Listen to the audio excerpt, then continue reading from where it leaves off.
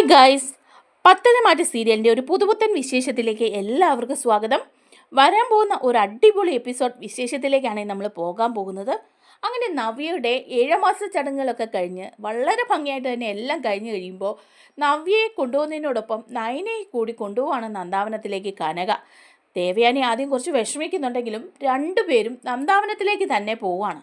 ആ സമയത്താണ് ഒരു പ്രത്യേക നിമിഷത്തിൽ അഭിയുടെ പഴയ കാമുകി വിളിക്കുകയാണ് നവ്യയെ. അങ്ങനെ എല്ലാ സത്യങ്ങളും തുറന്നു പറയാണ് നവ്യയോട്. അങ്ങനെ നവ്യയും നയനയും കൂടി പോയി അനഘയെ കാണുകയും ആ കുഞ്ഞിനെ അനഘ ഇവരെ ഏൽപ്പിക്കുകയൊക്കെ ചെയ്യുന്നുണ്ട്. ആ വിശേഷങ്ങളിലേക്കാണ് നമ്മൾ പോകുന്നത്. നമ്മുടെ വീഡിയോ ഇഷ്ടമായാൽ ഒന്ന് ലൈക്ക് ചെയ്യണേ, ചാനൽ കൂടി ഒന്ന് സബ്സ്ക്രൈബ് ചെയ്ത് സപ്പോർട്ട് ചെയ്യണേ. അങ്ങനെ അനന്തപുരിയിൽ വളരെ ആഘോഷപൂർവ്വം തന്നെ നടക്കുകയാണ് നവ്യയുടെ 7 മാസ ചടങ്ങുകൾ. അഭിയാണെങ്കിൽ മുല്ലപ്പൂ വാങ്ങാൻ പോയിട്ട് ഇതുവരെ എത്തിയിട്ടുമില്ല. ആകെ മൊത്തം മുത്തശ്ശനും മുത്തശ്ശിയൊക്കെ പറയുന്നുണ്ട്, ഇവന് കുറച്ച് നേരത്തെ പോയിക്കൂടായിരുന്നോ, ഇവൻ ഈ സമയത്ത് തന്നെ എവിടെ പോയതായിരിക്കും. അതേസമയം അനഘയുമായിട്ട് സംസാരിക്കുകയാണ് അഭി. അപ്പോൾ അനഘ കാര്യങ്ങളൊക്കെ അഭിയോട് പറയാണ്, എനിക്കിനി കുട്ടിയെ നോക്കാനൊന്നും പറ്റില്ല. കാരണം ഇത്രയും നാളും നിന്നെ ഞാൻ ബുദ്ധിമുട്ടിച്ചിട്ടില്ല. അതിന് കാരണമുണ്ട്. നീ ആ കുഞ്ഞിനെ അന്ന് അബോർട്ട് ചെയ്ത് കളയാമെന്ന് പറഞ്ഞപ്പോൾ തന്നെ ഞാൻ പറഞ്ഞു, വേണ്ട, ഞാൻ ഈ നാട് വിട്ട് പോയിക്കോളാം എന്ന് പറഞ്ഞ് നിന്നെ ഉപേക്ഷിച്ചിട്ട് തന്നെ പോയതാണ് ഞാൻ. പക്ഷേ ഇപ്പോൾ അവൾ വളർന്നു. എൻ്റെ മോള് അച്ഛനെ തിരക്കുന്നുണ്ട്. അതുമാത്രമല്ല, ഒരു പ്രത്യേക സാഹചര്യത്തിലാണ് ഞാനിപ്പോൾ ജീവിക്കുന്നത്. അതുകൊണ്ട് എൻ്റെ കുഞ്ഞിനൊരു അവകാശി, എൻ്റെ കുഞ്ഞിനെ നോക്കാൻ ഒരു രക്ഷകർത്താവിൻ്റെ ആവശ്യമുണ്ടെന്ന് പറയാണ്. അപ്പോൾ അഭി പറയുന്നുണ്ട്, നീ എന്താ പറയുന്നത്? ഇപ്പം എന്താ നിനക്ക് കുഞ്ഞിനെ നോക്കിയാൽ? ഇത്രയും നാളും നീ തന്നെയല്ലേ കുഞ്ഞിനെ നോക്കിക്കൊണ്ടിരുന്നത്? പിന്നെ ഇപ്പം എന്തിനാ എൻ്റെ തലയിലേക്ക് വെച്ച് കെട്ടുന്നത്? അപ്പോൾ പറയാണ് അനഘ, എനിക്ക് നിൻ്റെ അവസ്ഥ മനസ്സിലാകും. നീ വേറെ വിവാഹമൊക്കെ നിശ്ചയിച്ച് വെച്ചിരിക്കുകയായിരിക്കും. പക്ഷേ ഒരു കാര്യം ഞാൻ പറയാം, എൻ്റെ കുഞ്ഞ് ആരുമില്ലാതെ അനാഥയായിട്ട് ജീവിക്കാൻ പാടില്ല. അവൾ അനന്തപുരിയിൽ തന്നെ വളരേണ്ടതാണെന്ന് പറയാണ്. അപ്പോൾ അഭി പറയാൻ, നിനക്ക് എന്താ വേണ്ടതെന്ന് വെച്ചാൽ ഞാൻ തരാം. ഒരു ജോലി വാങ്ങിത്തരാം, അതോടൊപ്പം ആവശ്യത്തിന് പണവും എങ്ങനെയും ഒപ്പിച്ച് തരാം. പക്ഷേ ഇങ്ങനൊരു നാണക്കേട് എൻ്റെ തലയിൽ വെക്കില്ലേ. അപ്പോൾ അനഘ പറയണേ, ഇപ്പം നിനക്കിത് നാണക്കേടായിട്ട് തോന്നുന്നുണ്ടല്ലേ? അന്ന് ഓരോന്നൊക്കെ പറഞ്ഞ് എന്നെ പറ്റിച്ച് എൻ്റെ കൂടെ കൂടിയപ്പോൾ നിനക്ക് നാണക്കേടായിട്ട് തോന്നിയില്ലല്ലേ? ഇപ്പോഴും ഞാനിതൊരു കേസ് കൊടുത്താൽ നീ അകത്തു പോകും, അതറിയോ അഭി? അപ്പോൾ അഭി പറയാ, എനിക്കെല്ലാം അറിയാനകെ, നീ ഒന്ന് അടങ്ങ്. അപ്പോൾ അനഘ പറയാണ്, നിൻ്റെ അടുത്ത് കെഞ്ചാൻ വന്നതല്ല ഞാൻ, എനിക്ക് ഒരു പ്രത്യേക സാഹചര്യമാണ്, അതെന്താണെന്ന് നീ അറിയണം എന്ന് പറഞ്ഞിട്ട് പറയാണ്, ഞാനൊരു മാരക രോഗത്തിലൂടെയാണ് ഇപ്പോൾ കടന്നു പോകുന്നത്. ഏത് നിമിഷവും എനിക്ക് മരണം സംഭവിക്കാം, അല്ലാതെ ഒരിക്കലും അധികകാലമൊന്നും ഞാൻ ഇരിക്കില്ല. അങ്ങനെ ഓരോ അവസ്ഥയിലാണ്. ഒരുപാട് ട്രീറ്റ്മെൻറ്റുകളൊക്കെ ചെയ്തു. ഇപ്പോഴും ഞാനിങ്ങനെ നടക്കുന്നുണ്ടെങ്കിലും എപ്പോൾ വേണേലും ഞാൻ വീണിച്ചാകാം. അപ്പോൾ എൻ്റെ കുഞ്ഞിന് ആരും ഇല്ലാതാവും, അതെനിക്ക് സഹിക്കാൻ പറ്റില്ല. ഇങ്ങനെ ഒരു സാഹചര്യം ആയതുകൊണ്ട് മാത്രമാണ് ഞാൻ നിന്നെ തേടി വന്നത്. എൻ്റെ കുഞ്ഞിനെ അവളുടെ അച്ഛൻ്റെ അടുത്ത് ഏൽപ്പിക്കാൻ. അവൾ എനിക്കെന്തെങ്കിലും പറ്റിയാലും അവളുടെ അച്ഛൻ്റെ വീട്ടിൽ വളരണം, സന്തോഷത്തോടെ സമാധാനത്തോടെ എല്ലാ സുഖങ്ങളോടെയും. അതെൻ്റെ ആവശ്യമാണെന്ന് പറയണം. അപ്പോൾ അഭി പറയാം, എന്താണെങ്കിൽ നീ പറയുന്നത്, നിനക്ക് എന്താ അസുഖം? അപ്പോൾ അനഘ പറയാണ്, എനിക്കൊരു മാരക രോഗമാണെന്ന് ഞാൻ പറഞ്ഞില്ലേ, ഡോക്ടർമാർ വിധി എഴുതിയിരിക്കുന്നുണ്ട്, ഏത് നിമിഷവും മരണം സംഭവിക്കാമെന്ന്. ആ ഒരു മരണവും പേറിയാണ് ഞാൻ നടക്കുന്നത്. എൻ്റെ കുഞ്ഞിനെ എങ്ങനെയെങ്കിലും രക്ഷിക്കണം എന്നുള്ളത് എൻ്റെ ആവശ്യമല്ലേ അഭി എന്ന് ചോദിക്കുകയാണ്. അപ്പോൾ അഭി പറയാണ്, ദേവിയെ തനകെ എന്നെ ബുദ്ധിമുട്ടിക്കരുത്, ഈ സാഹചര്യത്തിൽ നീ എന്നെ ബുദ്ധിമുട്ടിക്കരുത്, എനിക്കതേ പറയാനുള്ളൂ എന്ന് പറഞ്ഞിട്ട് അഭി പോവുകയാണ് കേട്ടോ. അങ്ങനെ അഭി ആകെപ്പാടെ ടെൻഷനായിട്ടാണ് കേട്ടോ അനന്തപുരിയിലേക്ക് എത്തുന്നത്. അനന്തപുരിയിലാണെങ്കിൽ എത്തുമ്പം എല്ലാവരും കാത്തിരിക്കുകയാണ്. ഉടനെ തന്നെ ദേവയാനി ചോദിക്കുന്നുണ്ട്, അഭി നീ എവിടെ പോയി കിടക്കുമായിരുന്നു? എത്ര സമയമായി നീ ഇവിടുന്ന് പോയിട്ട്? ഈ ചടങ്ങൊക്കെ ആരംഭിക്കാൻ പോകാമെന്നറിയില്ലേ? കനകയും ഗോവിന്ദനും നന്ദുവും ഒക്കെ വന്നത് നീ കണ്ടില്ലേ? നിൻ്റെ ഒരു കുറവേ ഉണ്ടായിരുന്നുള്ളൂ എന്ന് പറയാം. അപ്പോൾ അഭി ആകെപ്പാടെ വിറങ്ങി വിളിച്ച്, മുല്ലപ്പൂ ഒന്നും കയ്യിലില്ല കേട്ടോ. അപ്പം നവ്യ ചോദിക്കുന്നുണ്ട്, നീ മുല്ലപ്പൂ വാങ്ങാൻ പോവാന്ന് പറഞ്ഞല്ലേ പോയത്? എന്നിട്ട് മുല്ലപ്പൂ എവിടെ? മുല്ലപ്പൂ നിൻ്റെ കയ്യിൽ കാണുന്നില്ലല്ലോ. അയ്യോ, അത് ഞാൻ മറന്നുപോയി, മുല്ലപ്പൂ ഞാൻ വാങ്ങിയതായിരുന്നു, അവിടെ നിന്ന് അത് എടുക്കാൻ മറന്നുപോയി എന്ന് പറയുക. അപ്പോഴേക്കും ദേവയാനി പറയുന്നുണ്ട്, ആ പോട്ടെ, ഇനിയിപ്പം മുല്ലപ്പൂ ഒന്നും ഇല്ലെങ്കിലും കുഴപ്പമില്ല, ചടങ്ങ് നടക്കട്ടെ എന്ന് പറയാണ്. അങ്ങനെ മധുര പലഹാരങ്ങളൊക്കെ 2 പേർക്കും കൊടുക്കുന്ന ചടങ്ങൊക്കെ അവിടെ നടക്കുകയാണ്. അങ്ങനെ അനാമികയാണെങ്കിൽ അവിടെ എത്തിയിട്ടുമില്ല കേട്ടോ. അനാമിക വീട്ടിൽ അച്ഛനും അമ്മയോടും പറയുന്നുണ്ട്, എന്തായാലും ഞാൻ അവിടെ പോകുന്നില്ല, ആ നന്ദു അവൾ വരാനുള്ള സാധ്യതയില്ലല്ലോ എന്ന് പറയാണ്. അതേസമയം അനാമിക അറിയുന്നുണ്ട് കേട്ടോ നന്ദു അവിടെ ചെന്നിട്ടുണ്ടെന്ന്. അപ്പം പറയാണ് അനാമിക, അമ്മേ അവൾ അവിടെ ചെന്നിട്ടുണ്ട്. ആ നന്ദു, ഞാൻ പറഞ്ഞില്ലേ അവൾ ചെല്ലും. അവൾക്ക് അനിയെ കാണാതിരിക്കാൻ പറ്റില്ല, അനിക്ക് അവളെയും കാണാതിരിക്കാൻ പറ്റില്ല. അതുകൊണ്ട് അവൾ ചെല്ലും. നന്നായി ഞാൻ പോകാതിരുന്നത്. പോയിരുന്നെങ്കിൽ അവിടെ ഒരു പ്രശ്നം ഉണ്ടായേനെ. എന്തായാലും ഇത് ഞാൻ വിട്ടുകൊടുക്കാനൊന്നും പോകുന്നില്ല. അച്ഛൻ, എങ്ങനെയെങ്കിലും ആ നന്ദുവിനെ നമുക്ക് ഒഴിവാക്കണം. അന്ന് കൊട്ടേഷൻ കൊടുത്തിട്ട് സംഗതി ഒന്നും നടന്നില്ലല്ലോ. അതുപോലൊന്നും അല്ലാതെ അച്ഛൻ എന്തെങ്കിലും കാര്യം ചെയ്യണം, അല്ലാതെ പറ്റില്ല എന്ന് പറയാണ്. അപ്പോഴേക്കും വേണു പറയാണ്, ശരിയാ മോളെ, നിനക്ക് വേണ്ടി ഞാനത് ചെയ്യും, ചെയ്യാതിരിക്കില്ല. കാരണം എൻ്റെ മോളല്ലേ എനിക്ക് വലുത്. അനന്തപുരിയിലെ സ്വത്തുക്കൾ എന്തായാലും നിനക്ക് വേണം. എനിക്ക് നിന്നെ വേണമെങ്കിൽ വേണ്ടടി, ഒരെണ്ണം പോയാൽ വേറെ കിട്ടില്ലേ. പക്ഷേ അവിടുത്തെ സ്വത്തുക്കൾ അത് വിട്ടുകളയാൻ പാടില്ല മോളെ. അപ്പം ഉടനെ അനാമികയും പറയാണ്, ശരിയാണ്, എങ്ങനെയെങ്കിലും കുറച്ച് പണം അവിടുന്ന് അടിച്ചു മാറ്റിയോ എങ്ങനെയെങ്കിലും ഒരു കൊട്ടേഷൻ കൊടുത്ത് അവളുമാരെ മൂന്നിനെ ഒതുക്കണം. നന്ദുവിനെ പ്രത്യേകിച്ച്. അവൾ ജീവനോടെ പോലും ഇരിക്കാൻ പാടില്ല. അവൾ ഇനി ട്രെയിനിങ്ങിന് പോയി SI ആയി വന്നിട്ടുണ്ടെങ്കിൽ നമുക്ക് പിടിച്ചു നിൽക്കാൻ പറ്റില്ലെന്നുള്ള കാര്യം നിനക്കറിയാമല്ലോ എന്ന് പറയാണ്. അങ്ങനെ കാര്യങ്ങളൊക്കെ അങ്ങനെ പോയിക്കൊണ്ടിരിക്കുക. അപ്പോൾ ഈ ചടങ്ങുകളൊക്കെ കഴിഞ്ഞ് അനന്തപുരിയിൽ നിന്ന് നവ്യയെ കൂട്ടിക്കൊണ്ട് പോവാണ് കനക. ആ കൂടെ നയനയും കൊണ്ടുപോവാണ് കേട്ടോ. അപ്പോൾ ചോദിക്കുന്നുണ്ട് ആദർശനോട്, ആദർശമോനെ ഞാനൊരു കാര്യം ചോദിക്കട്ടെ, കുറച്ച് ദിവസം നയനമോള് വന്ന് നന്ദാവനത്തിൽ നിൽക്കട്ടെ. നന്ദുവിൻ്റെ ഒരു ആഗ്രഹമാണ് 2 ചേച്ചിമാരോടൊപ്പം കുറച്ച് ദിവസം കഴിയണം എന്നുള്ളത്. അപ്പോഴേക്കും നന്ദുവും പറയാണ്, അത് ശരി ആദർശേട്ടാ, എനിക്ക് അങ്ങനെ ഒരു ആഗ്രഹമുണ്ട് എന്ന് പറയുമ്പോൾ ആദർശ് പറയാണ്, അതിനെന്താ, കൂട്ടിക്കൊണ്ട് പോയിക്കോ, അവിടെ കുറച്ച് ദിവസം അവിടെ നിന്നോട്ടെ, അവൾക്കതല്ലേ സന്തോഷം എന്ന് പറയാം. അപ്പോൾ ദേവയാനി പറയുന്നുണ്ട്, ഓഹോ അങ്ങനെയാണോ കാര്യങ്ങൾ, നിനക്ക് അങ്ങനെയല്ലായിരുന്നല്ലോ ആദർശേ. കുറച്ച് നാൾ മുമ്പ് ഇവള് വീട്ടിൽ പോയി നിന്നപ്പം നീ ഇവിടെ ഊണും ഉറക്കവും ഇല്ലാതെ ഇരിക്കില്ലായിരുന്നോ? അതുകൊണ്ടല്ലേ ഞാനന്ന് പോയി കൂട്ടിക്കൊണ്ട് വന്നത്. ഇപ്പം വീണ്ടും ഇവളെ പറഞ്ഞു വിടാനാണോ നിൻ്റെ ഭാവം? അപ്പോൾ ദാദർശ് പറയാ, അവൾ 2 ദിവസം പോയി നിൽക്കട്ടമ്മേ, അവൾക്കത് സന്തോഷമായിരിക്കില്ലേ എന്ന് പറയാണ്. അപ്പോൾ മുത്തശ്ശനും പറയുന്നുണ്ട് കേട്ടോ, എന്താ ദേവയാനി നീ, അവൾ 2 ദിവസം അവളുടെ വീട്ടിൽ പോയി നിൽക്കട്ടെ, നീ ഇങ്ങനെ വാശി പിടിച്ചാൽ എങ്ങനെയാ എന്ന് ചോദിക്കുക. പിന്നെ ദേവയാനി ഒന്നും പറയുന്നില്ല. നയനയും വന്ന് ദേവയാനിയോട് പറയുന്നുണ്ട്, അമ്മേ ഞാൻ പോയിട്ട് 2 ദിവസം കഴിഞ്ഞ് വരാം, അമ്മ ടെൻഷനൊന്നും അടിക്കേണ്ടെന്നേ, വേറെ പ്രശ്നമൊന്നുമില്ല, എപ്പോൾ വേണേലും ഫോൺ വിളിക്കാമല്ലോ എന്നൊക്കെ ഇങ്ങനെ പറയാണ് കേട്ടോ. അതേസമയം കനകയാണെ മനസ്സിൽ വിചാരിക്കുന്നുണ്ട് കേട്ടോ, കൊള്ളാം, ഞാൻ നിങ്ങൾക്കൊരു പണി തന്നിട്ടേ ഉള്ളൂ, എന്തായാലും നിങ്ങളുടെ 2ൻ്റെ വായിൽ നിന്ന് തന്നെ ഞാനത് കേൾപ്പിക്കും. എന്താന്ന് വെച്ചാലേ നയനയും ദേവയാനിയും കൂടെ ഇഷ്ടമാണെന്നുള്ള കാര്യം ഞങ്ങളിൽ നിന്നൊക്കെ മറച്ചു വെച്ച് നാടകം കളിക്കല്ലേ രണ്ടാളും എന്നൊക്കെ വിചാരിക്കാം. അങ്ങനെ നന്ദാവനത്തിൽ എത്തി അവിടെ നിൽക്കുകയാണ് കേട്ടോ നവ്യയും നയനയും ഒക്കെ.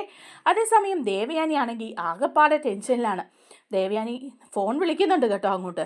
ദേവയാനി നയനയെ വിളിക്കുമ്പോഴേക്കും എടുക്കുന്നത് കനകയാണ്. കനക ചോദിക്കുക, എന്താ വിളിച്ചേ?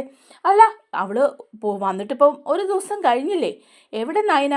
അപ്പം പറയുന്നുണ്ട്, അവൾ പുറത്തോട്ടെങ്ങാണ്ട് പോയി. എന്താ ദേവയാനി വിളിച്ചത്? അല്ല, അവൾ തിരിച്ചിങ്ങോട്ട് വരാനുള്ള ഭാവമൊന്നുമില്ലേ, അവിടെ തന്നെ കൂടാനുള്ള ഭാവമാണോ എന്ന് ചോദിക്കുക.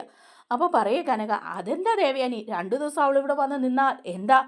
അവളുടെ അമ്മായിയമ്മയ്ക്ക് അവളെ വേണ്ട, അവളെ കാണുന്നത് പോലും ദേഷ്യമാണ്. അങ്ങനെയുള്ളപ്പോൾ എൻ്റെ മോള് 2 ദിവസം സ്വന്തം വീട്ടിൽ വന്ന് നിന്ന് ഒന്ന് സന്തോഷിക്കട്ടെ, അതിന് നിങ്ങൾ സമ്മതിക്കില്ലേ എന്ന് പറയണം. അപ്പോഴേക്കും ദേവയാനി പറയാണ്, അവളുടെ ഭർത്താവിന് അവളെ കാണണം, അങ്ങനെയാണെങ്കിൽ പിന്നെ എന്തിനാ പിന്നെ നിങ്ങൾ പിടിച്ചു വച്ചിരിക്കുന്നത്, അവളുടെ ഭർത്താവിന് അവളെ വേണ്ടേ എന്ന് ചോദിക്കുക. അപ്പോൾ കനക പറയാണ്, ആദർശ് മോൻ അങ്ങനെയൊന്നും പറഞ്ഞിട്ടില്ല, ആദർശ് മോൻ പറഞ്ഞ കുറച്ച് ദിവസം അവിടെ നിൽക്കട്ടെ എന്നാ, പിന്നെ അവളെ വേണമെങ്കിൽ എപ്പോൾ വേണമെങ്കിലും ആദർശിനും ഇവിടെ വന്ന് നിൽക്കാമല്ലോ, അവൻ്റെ കൂടി വീടല്ലേ ഇത്, ഞങ്ങൾ അങ്ങനെ വേറെയൊന്നും കണ്ടിട്ടില്ലല്ലോ ദേവയാനി എന്ന് ചോദിക്കുക. അപ്പം പിന്നെ ദേവയാനി ദേഷ്യം വന്ന് ഫോൺ കട്ട് ചെയ്യുക. എന്നിട്ട് മനസ്സിൽ വിചാരിക്കുക, എങ്ങനെയെങ്കിലും പോയി നയനെ ഒന്ന് കാണണം, എങ്ങനെയാണ് ഞാനിപ്പം നന്ദാവനത്തിലേക്ക് ചെല്ലുന്നത്, അങ്ങോട്ട് ചെന്ന് കഴിഞ്ഞാൽ അവർക്കൊക്കെ സംശയം തോന്നും. പിന്നെ നവ്യയെ കാണാൻ പോകാമെന്ന് പറഞ്ഞ് കുറച്ച് പലഹാരമൊക്കെ വാങ്ങിക്കൊണ്ട് പോകാം എന്നൊക്കെ ഇങ്ങനെ വിചാരിക്കുക കേട്ടോ. എന്നിട്ട് ദേവയാനി എന്ന് ജയനോട് പറയുന്നുണ്ട്, അത് ജയേട്ടാ, ആ നവ്യയുടെ പ്രസവത്തിന് വെടിയിൽ നയനെ കൂടെ വിടണ്ടായിരുന്നു. അപ്പം ജയൻ ചോദിക്കുകയാണ്, അതെന്താടോ, ആദർശ് പറഞ്ഞില്ലേ അവളോട് പോയിക്കോളാൻ? അതല്ല, താൻ എന്തിനാ ഈ വാശി പിടിക്കുന്നേ? തനക്ക് നയനയോട് ദേഷ്യമാണെന്നുള്ള കാര്യം എല്ലാവർക്കും അറിയാം, പക്ഷേ അവൾ 2 ദിവസം അവളുടെ വീട്ടിൽ പോയി നിൽക്കട്ടെ, അവൾക്കും ആഗ്രഹം കാണില്ലേ അവളുടെ സഹോദരിമാരുടെ കൂടെയും അമ്മയുടെയും അച്ഛൻ്റെയും കൂടെയൊക്കെ നിൽക്കാൻ. അപ്പോൾ ദേവയാനി പറയാ, അതൊക്കെ സത്യമാ, പക്ഷേ ആദർശിൻ്റെ കാര്യം ഓർക്കുമ്പോഴാണ്, ആദർശിൻ്റെ എന്ത് കാര്യമാണോ തനിക്ക് ഓർക്കാൻ? അവനൊരു കുഴപ്പമില്ല, അവൻ ആവശ്യമുള്ളപ്പോൾ അവൻ നന്ദാവനത്തിലേക്ക് പോകുന്നുമുണ്ട്, പിന്നെ എന്തിനാ ഇങ്ങനെ വാശി പിടിക്കുന്നേ എന്ന് പറയാണ്. അതേസമയം ദേവയാനിക്കാണെങ്കിൽ ഊണുമില്ല ഉറക്കവുമില്ല, അതിനെക്കുറിച്ച് ഇങ്ങനെ ചിന്തിച്ച് നടക്കുകയാണ് കേട്ടോ രാത്രിയിലൊക്കെ. എന്താ ചെയ്യേണ്ടതെന്ന് അറിയില്ലല്ലോ എന്നൊക്കെ വിചാരിച്ചിട്ട്. അതേസമയം നമ്മുടെ അനാമിക തിരിച്ച് അനന്തപുരിയിലേക്ക് വരികയാണ്. അനാമിക വിചാരിക്കുന്നുണ്ട് മനസ്സിൽ, അങ്ങനെ ഞാൻ ചെല്ലാതിരുന്നാൽ പറ്റില്ല. എൻ്റെ സ്ഥാനത്ത് ആ നന്ദു കയറി നിൽക്കുന്നത് എനിക്കിഷ്ടമില്ല. അന്ന് തന്നെ ആ ചടങ്ങിന് അവൾ വരില്ലെന്നാണ് ഞാൻ വിചാരിച്ചത്. അത്രയൊക്കെ പറഞ്ഞിട്ടും അവൾ ആ ചടങ്ങിന് വന്നു. അപ്പോൾ അവൾ രണ്ടും കൽപ്പിച്ചല്ലേ വന്നിരിക്കുന്നത്. അങ്ങനെ എൻ്റെ സ്ഥാനത്ത് അവളെ നിർത്താൻ ഞാൻ ഉദ്ദേശിക്കുന്നില്ല. അനിയെ അവളെ അങ്ങനെ വെറുതെ വിടാനും ഉദ്ദേശിക്കുന്നില്ല. ഞാൻ അനന്തപുരിയിലേക്ക് പോവാണ്. അവിടെ ചെന്ന് ആവശ്യമുള്ളതൊക്കെ എനിക്ക് സ്വന്തമാക്കണം. അല്ലാതെ ഇങ്ങനെ പോയാൽ പറ്റില്ല എന്ന് വിചാരിച്ച് അനന്തപുരിയിൽ തിരിച്ച് ചെന്ന് കയറുകയാണ്. അപ്പോൾ അഭി ചോദിക്കുന്നുണ്ട്, ആഹാ, നീ തിരിച്ചു വന്നോ? എന്തിനാ നീ തിരിച്ചു വന്നത്? നീ വീട്ടിൽ പോയിട്ട് വരില്ലെന്നാണ് ഞാൻ ഓർത്തത്. ഓഹോ, നീ അങ്ങനെ ഓർത്ത് സന്തോഷിക്കുകയായിരുന്നല്ലേ? ഏയ്, അങ്ങനെ സന്തോഷമൊന്നും തോന്നിയില്ല. പിന്നെ നീ ഇവിടെ ഇന്നലെ ഇല്ലാത്തത് കൊണ്ട് എനിക്ക് സന്തോഷം തോന്നി. അപ്പോൾ അനാമിക പറയാണ്, അത് നിനക്ക് തോന്നൂല്ലോ. ഞാൻ പോയപ്പം ആ സ്ഥാനത്ത് അവളെ വിളിച്ചു വരുത്തിയില്ലേ? അവൾ വന്നപ്പോൾ നിനക്ക് സന്തോഷമായി കാണുമല്ലോ. അപ്പോൾ അനി പറയാണ്, സന്തോഷമായി, അതുകൊണ്ടാണ് ഞാൻ വരാതിരുന്നത്. എത്ര പ്രാവശ്യം അവളോട് പറഞ്ഞാണ് ഇവിടെ വരരുത്, ഈ ബന്ധം തുടർന്ന് പോകരുതെന്ന്. എന്നിട്ട് വീണ്ടും നീയും അവളും തമ്മിലുള്ള ബന്ധം തുടർന്നു പോവുകയാണല്ലേ? അപ്പോഴേക്കും അങ്ങോട്ട് വരികയാണ് കേട്ടോ ജാനകി. വന്ന് കയറിയപ്പോഴേക്കും അനാമിക മോളോട് വഴക്കുണ്ടാക്കാതെടാ അനി. അപ്പം അനി പറയാണ്, ഞാനല്ലല്ലോ വഴക്കുണ്ടാക്കിയത്, അവൾ വഴക്കുണ്ടാക്കാൻ തന്നെയല്ലേ ഇങ്ങോട്ട് വന്ന് കയറി. അപ്പോൾ ജാനകി അനാമികയോട് പറയാണ്, അയ്യോ മോളെ, അതെന്താ നീ ഇന്നലെ ചടങ്ങിന് വരാതിരുന്നത്? നിനക്ക് വരായിരുന്നു, ഞാൻ എത്ര പ്രാവശ്യം മോളെ വിളിച്ചതാ. എന്നിട്ട് മോള്. അപ്പോൾ അനാമിക പറയാണ്, ഞാൻ വന്നില്ലേലെന്താ, ആ തന്തു വന്നില്ലേ? എനിക്കറിയായിരുന്നു അവൾ വരുമെന്ന്, അതുകൊണ്ട് തന്നെയാണ് ഞാൻ വരാതിരുന്നത്. അവളെ കാണുമ്പം എനിക്ക് ദേഷ്യം വരും, ഞാൻ എന്തെങ്കിലുമൊക്കെ പറയും. പിന്നെ ചടങ്ങ് കുളവായെന്ന് പറഞ്ഞ് എല്ലാവരും കൂടെ എൻ്റെ തലയിൽ കയറില്ലേ, അതുകൊണ്ടാണ് ഞാൻ വരാതിരുന്നത്. അപ്പോൾ ജാനകി പറയാണ്, ഒരു കണക്കിന് അത് ശരിയാ, നന്ദു വരുമെന്ന് ഞാൻ വിചാരിച്ചതേ ഇല്ല. അവൾക്ക് ചിക്കൻ ബോക്സ് ആണെന്നല്ലേ പറഞ്ഞത്. എന്നിട്ട് അവളെ കെട്ടി എഴുന്നള്ളിച്ച് കൊണ്ടുവന്നു. അവർക്ക് എങ്ങനെയെങ്കിലും ആ നന്ദുവിനെയും കൂടി ഈ വീട്ടിലോട്ട് കാഴ്ച വിടണം, അത്രേ ഉള്ളൂ. അപ്പോഴേക്കും ഉടനെ പറയാണ് അനി, എന്താ അമ്മ ഈ പറയുന്നത്? അമ്മ ഇങ്ങനെയൊക്കെ സംസാരിക്കാതെ, വളരെ കഷ്ടമാണിത് എന്നൊക്കെ പറയാം. അപ്പോൾ അനാമികയോട് പറയാണ് ജാനകി, മോളെ, ഇനി മോള് തോന്നുമ്പോൾ പിണങ്ങി പോകരുത്. അനിയുടെ മനസ്സിലേക്ക് അവളെങ്ങാൻ കയറി കൂടിയുണ്ടല്ലോ, പിന്നെ മോളുടെ സ്ഥാനം പുറത്താണ്. അപ്പോൾ അനാമിക പറയാണ്, അതിപ്പോഴും അങ്ങനെ തന്നെയല്ലേ, അവൻ അവളോടല്ലേ താല്പര്യം, എന്നോടൊന്ന് നേരെ സംസാരിക്കുന്ന പോലും ഇല്ല എന്ന് പറയാണ്. അപ്പം ജാനകി പറയാണ്, എന്തായാലും മോൾ എൻ്റെ മരുമോളാണ്, മോൾ ഇവിടെ വേണമെന്ന് പറയാം. അപ്പോൾ അനാമിക പറയുന്നുണ്ട്, ഇനിയിപ്പോൾ അങ്ങനെ പെട്ടെന്നൊന്നും ഇറങ്ങിപ്പോകാൻ ഞാൻ തീരുമാനിച്ചിട്ടില്ല.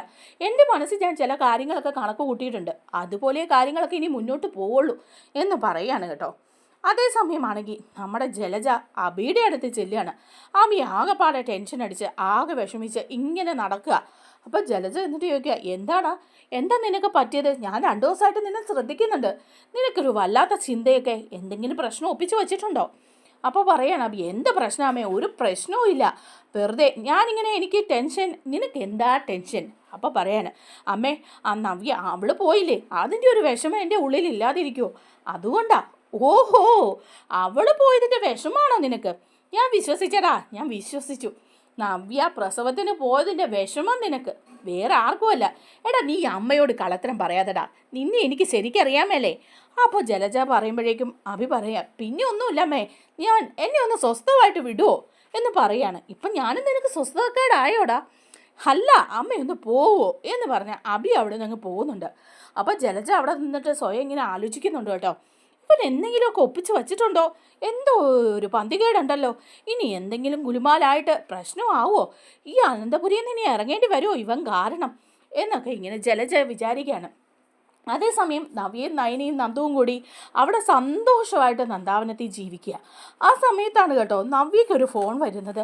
നവ്യ ഫോൺ എടുക്കുമ്പോൾ പറയുന്നുണ്ട്, ആരാന്ന് ചോദിക്കുമ്പം അത് എൻ്റെ പേര് അനഘ എന്നാണ് എന്ന് പറയാണ്. അപ്പം നവ്യ ചോദിക്കുന്നുണ്ട്, ആരാ അനഘ? എനിക്ക് മനസ്സിലായില്ലല്ലോ. അതെ, അബിയുടെ ഭാര്യയല്ലേ എന്ന് ചോദിക്കുക. അപ്പോൾ പറയുന്നുണ്ട്, അതെ, ഞാൻ അബിയുടെ ഭാര്യയാണ് എന്ന് പറയാണ്. നിങ്ങൾ ഗർഭിണിയാണല്ലേ എന്ന് ചോദിക്കുന്നുണ്ട്. അപ്പോൾ പറയാണ്, ഗർഭിണിയാണ്, 7 മാസമായി, എന്നെ ഇന്നലെ വീട്ടിൽ നിന്ന് കൂട്ടിക്കൊണ്ട് വന്നതേ ഉള്ളൂ. എന്താ, നിങ്ങളാരാ, അബിയുടെ ഫ്രണ്ടാണോ എന്ന് ചോദിക്കുക. അപ്പോൾ അനഘ പറയാണ്, ഫ്രണ്ടായിരുന്നു, ഫ്രണ്ടല്ല, അതിലും അപ്പുറം തന്നെയായിരുന്നു. ഒരു പക്ഷേ കുട്ടിക്ക് അറിയായിരിക്കും കാര്യങ്ങളൊക്കെ. അബിയുടെ സ്വഭാവം ശരിക്കും അറിയുമെന്ന് എനിക്കറിയില്ല. എന്നെപ്പോലെ തന്നെ അവൻ്റെ ചതി വീണ കുട്ടിയാവാനേ സാധ്യതയുള്ളൂ. അവന് ഒരുപാട് പെൺകുട്ടികളുമായിട്ട് ബന്ധമുണ്ടായിരുന്നെന്ന് എനിക്കറിയാം. അതിലൊരാളാണ് ഞാൻ. ഒരു 5-6 വർഷം മുമ്പ് ഞങ്ങൾ തമ്മിൽ ഭയങ്കര സ്നേഹമായിരുന്നു. എന്നെ വിവാഹം കഴിക്കാമെന്ന് അവൻ പറഞ്ഞതും. അങ്ങനെ എൻ്റെ വയറ്റിലൊരു കുഞ്ഞായെന്ന കാര്യം അവനോട് വന്ന് പറഞ്ഞപ്പോൾ അവൻ പറഞ്ഞത്, ഇതൊന്നും എന്നോട് പറയണ്ട, ഈ കുഞ്ഞിനെ എങ്ങനെയെങ്കിലും നശിപ്പിച്ച് കളയാനാ. അത് പറഞ്ഞപ്പോൾ പിന്നെ ഞാൻ അവിടുന്ന് പോയി. ഇപ്പം എനിക്ക് നിങ്ങളെ ഒന്ന് കാണണമെന്നുണ്ട്. അപ്പം നവ്യ ചോദിക്കുക, എന്താ ഈ പറയുന്നത്, ഇതൊക്കെ സത്യമാണോ, നിങ്ങൾ ആരാ? അപ്പോൾ പറയുന്നുണ്ട്, എൻ്റെ പേര് അനഘാന്ന് പറഞ്ഞല്ലോ. ഇനിയിപ്പോൾ കൂടുതൽ കാര്യങ്ങൾ നേരിൽ കാണുമ്പോൾ ഞാൻ സംസാരിക്കാം. അബിയുടെ ചതിയപ്പെട്ട ഒരു പെൺകുട്ടിയാണ് ഞാൻ. അത് മനസ്സിലാക്കാമെങ്കിൽ നിങ്ങൾ മനസ്സിലാക്കണം, അല്ലാതെ പറ്റില്ല നിങ്ങൾക്ക്. അവൻ്റെ കുഞ്ഞ് എൻ്റെ കൂടെയുണ്ട് എന്ന് പറയാണ്. അപ്പോഴേക്കും നവ്യ പറയുന്നുണ്ട്, ശരിയാ, അവനത്ര നല്ല സ്വഭാവമൊന്നും അല്ലെന്ന് എനിക്കറിയാം. നിങ്ങൾ പറഞ്ഞ കാര്യങ്ങൾ സത്യമാവാനേ വഴിയുള്ളൂ. കാരണം അബിയുടെ സ്വഭാവം വെച്ചിട്ട് എന്തായാലും എന്താ അങ്ങനെ അവൻ്റെ കുഞ്ഞെന്നൊക്കെ പറയുമ്പം, എന്നിട്ട് ഇത്രയും നാൾ ഞാൻ പറഞ്ഞല്ലോ, കാര്യങ്ങളൊക്കെ നേരിട്ട് കാണുമ്പോൾ പറയാം. നിങ്ങളൊന്ന് പുറത്തേക്ക് വരുമോ, നമുക്കൊന്ന് സംസാരിക്കാം എന്ന് പറയാണ്. അപ്പോഴേക്കും നവ്യയ്ക്ക് ആകെപ്പാടെ ടെൻഷനാവുക. നവ്യ ഇങ്ങനെ ചെന്ന് നയനയോട് പറയുന്നുണ്ട്, നയനെ മോളെ, എനിക്കൊരു കാര്യം പറയാനുണ്ട് എന്ന് പറഞ്ഞ് വിങ്ങിപ്പൊട്ടുവാണ്. അപ്പോഴേക്കും നയന ചോദിക്കുക, എന്താ ചേച്ചി ഇപ്പം വിഷമിക്കുന്നേ, ഈ സമയത്ത് എന്തിനാ ചേച്ചി വിഷമിക്കുന്നേ? അപ്പോൾ പറയാണ്, അബിയുടെ കാര്യം ആലോചിച്ചിട്ടാ. അബിയുടെ എന്ത് കാര്യം ആലോചിച്ച് വിഷമിക്കാനാ ചേച്ചി? എത്ര നാളായിട്ട് ചേച്ചി ഇതൊക്കെ ആലോചിക്കുകയും വിഷമിക്കുകയും ചെയ്യുന്ന.